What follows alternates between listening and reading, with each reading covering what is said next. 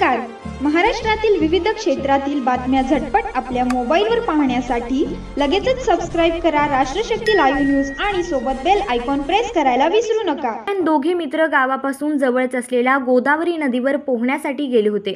मात्र नदी पात्रातील पाण्याचा अंदाज न आल्यानं एकाचा बुडून मृत्यू झाल्याची घटना जालन्यातील अंबड तालुक्यात घडली आहे. सोबत असलेला दुसरा मित्र पोहत बाहेर निघाल्यानं वाचला असून घटनेची माहिती गावात दिली.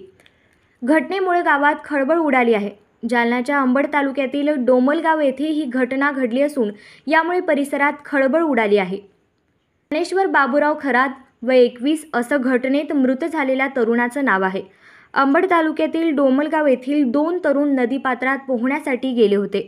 त्यापैकी ज्ञानेश्वर खरात या तरुणाला पाण्याचा अंदाज न आल्यानं तो गोदावरी नदीपात्रात बुडाला, तर सोबत असलेला दुसरा मित्र नदीतून बाहेर निघून आला.